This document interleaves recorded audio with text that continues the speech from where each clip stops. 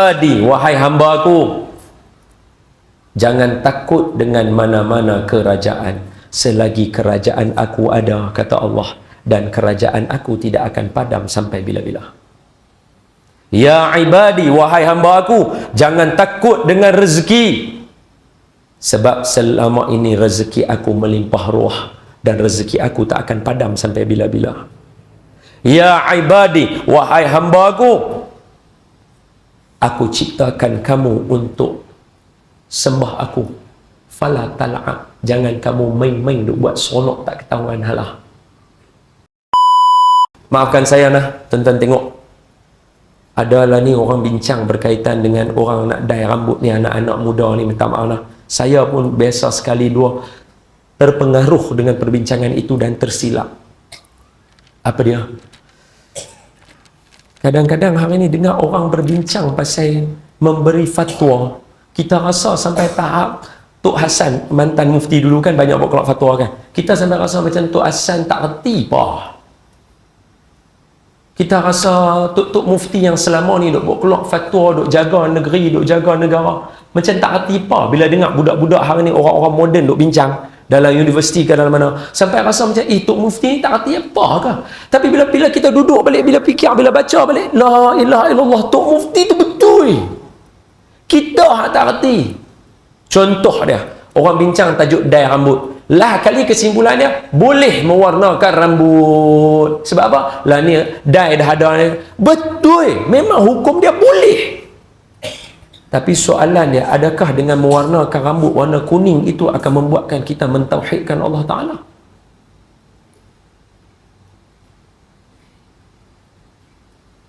Kita hanya baca hadis para sahabat buat. Betul ke? Adakah semata-mata buat atau taat? Dan disebabkan dye rambut tadi tu, para sahabat mewarnakan rambut dengan inai, kerana Nabi kata, bagi tahu dekat Abu Quhafah, iaitu Sayyidina Abu Bakar, bagi tahu kat Sayyidina Abu Bakar, boh sikit warna. Sebab apa? Sebab Nabi bagi tahu, dan Abu Bakar buat sebab sayang dan cintakan Nabi. Dia pergi kepada tauhid, nak memuliakan Allah Ta'ala. Qul in kuntum tuhibbunallaha fattabi'uni. Kalau sayangkan Allah, ikut Nabi. Bukan sekadar nak bagi alasan pada kita supaya boleh buat. Hukum nak bawa kita supaya sembah dan taat pada Allah Ta'ala, untuk sayang Allah, bukan nak bagi pelepah kita sebab kita suka. Betul tak betul? Hari ni berapa ramai orang bincang pasal benda tu? Betul tak? Orang bincang benar-benar boleh tak boleh, boleh tak boleh. Dia bukan masalah boleh tak boleh. Dalam hukum hakam dia ada satu lagi benda.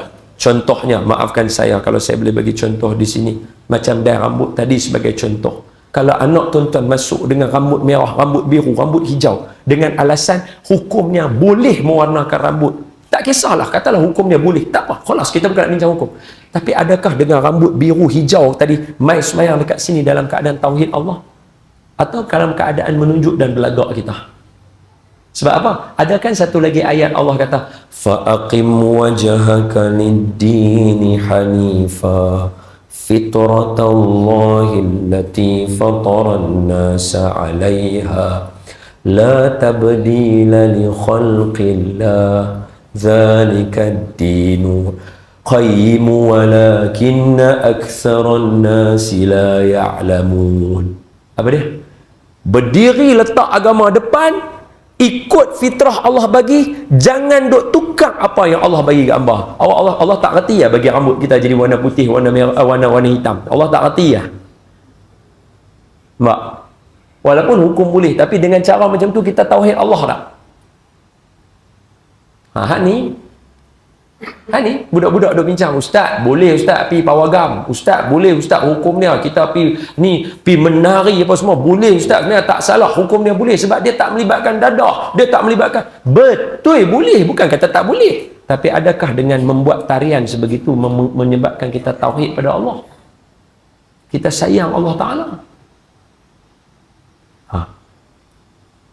Sedangkan Allah buat kepada kita, kan ada satu hadis tu kan, au kama qol, macam mana Ustaz hadis tu, ya ibadi, ni hadis ni syok, hadis ni syok.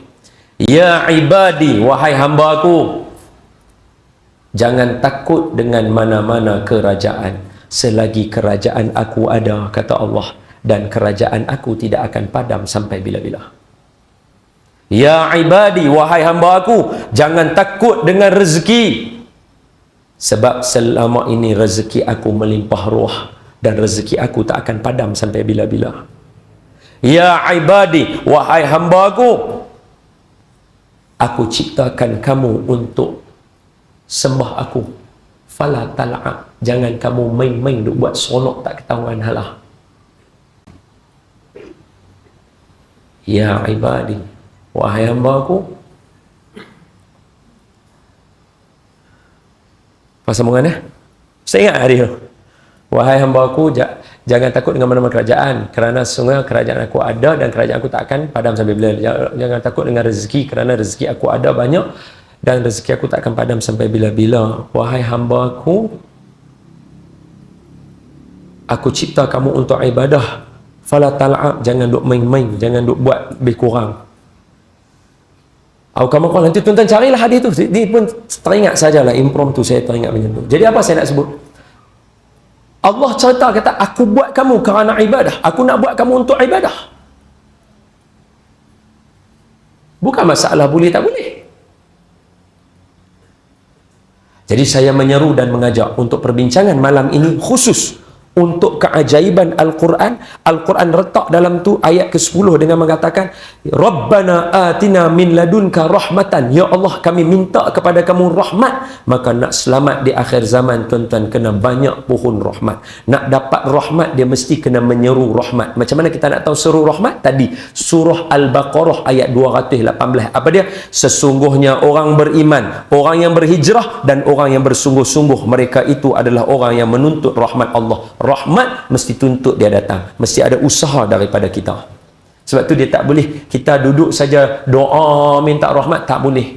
Rahmat minta dan kena pi ke arah dia. Macam mana nak buat? Saya ambil poin yang akhir tadi, bersungguh-sungguh sebagai menutup perbincangan kita hari ini. Tuan-tuan yang mulia, ibu-ibu, ayahanda dan bunda muslimin dan muslimat, buatlah apa-apa dalam hidup kita bersungguh-sungguh. Saya pesan kepada anak-anak, abang-abang yang ada di sini, kakak-kakak pelajar yang ada ni, adik-adik, belajar sungguh-sungguh, main sungguh-sungguh. Sebab hari ni bila orang suruh belajar, mereka main. Bila suruh main, tak menang pun. Ini masalah. Duduk dalam kelas, cikgu mengajar dekat depan, dekat belakang duduk sembang pasal bola sepak. Ni saya bagi contoh saja. Duduk dalam kelas, cikgu mengajar, hampa duk sembang pasal bola sepak, hampa duk sembang pasal siapa menang, hampa duk sembang kata Cristiano, hampa duk sembang kata dia ni kena tendang lagu ni. Nampak macam hampa nak main. Tapi bila suruh main, hampa main-main, hampa tak menang pun. Hampa nak apa sebenarnya?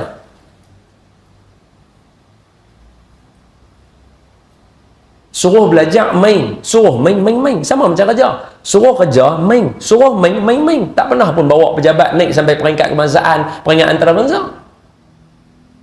Sedangkan bersungguh-sungguh dalam benda kita buat, itu menuntut rahmat Allah mai dekat kita.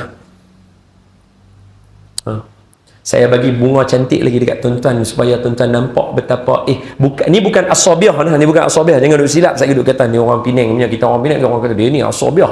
Daklah, dah saya orang Penang, takkan saya nak cakap benda lain. Saya nak abang dekat tuan-tuan contoh aja, contoh saja.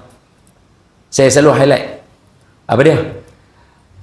Selama tuan-tuan kenal lah orang-orang terror tak tuan-tuan kenal, menteri, pemimpin, ustaz, tak kisahlah siapa-siapa lah yang ustaz kenal. Ada tak siapa-siapa company besar-besar, Adidas, Nike, ni baju-baju yang tuan-tuan duk pakai, Kevin Klein, John Master, buat pakaian untuk orang-orang ni?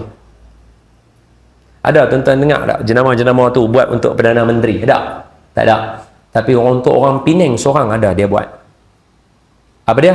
Kasut jenama anak-anak yang duk main skateboard, nama dia Vans, V-A-N-S. Kasut ni jenama antarabangsa, dia buat untuk kita punya skaters Pulau Pinang. Pak Din, peringkat international punya skateboard. Pak Din, dia buka apa ni belakang ni, dia punya dekat area-area tuan-tuan ni, dia punya bengkel motor besar lah.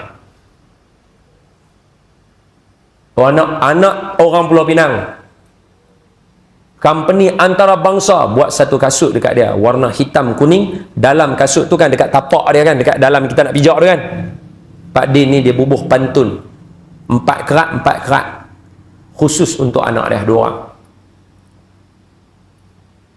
Orang Penang. Sebab apa?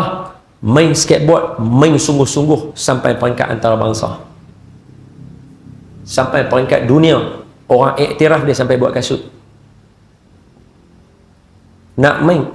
Dan minta maaf, wallahi sepanjang yang saya kenal Pak Din tak pernah main skateboard pakai seluar pendek.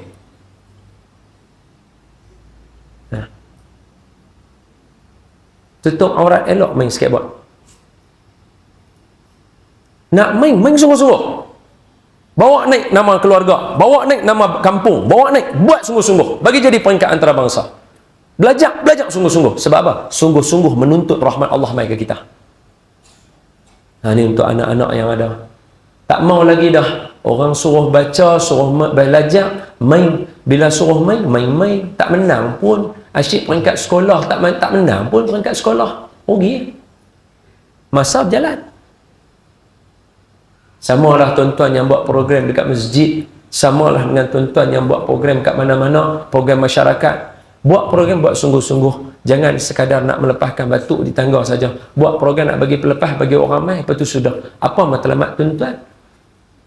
Rahmat Allah. Clear tak rahmat Allah dalam majlis itu? Tak. Buat sungguh-sungguh. Buat sungguh-sungguh. Pulun sampai dapat. Samalah macam kakak lah. Hak ni yang saya cakap ni untuk perempuan pun samalah. Maksudnya yang sama. Tak ada beza pada jantina. Sama aja maksudnya. Sungguh-sungguh buat. Kalau betul nak buka kedai, betul nak buka restoran, buka sampai peringkat antarabangsa. Buat sungguh-sungguh. Sungguh-sungguh Allah sebut dalam Quran. Ulaika yarjuna rahmatullah. Depa ni lah orang yang menuntut rahmat Allah. Sungguh-sungguh. Itu saya beritahu tadi tu. Sebab tu Nabi dia bagi kunci lah kat kita.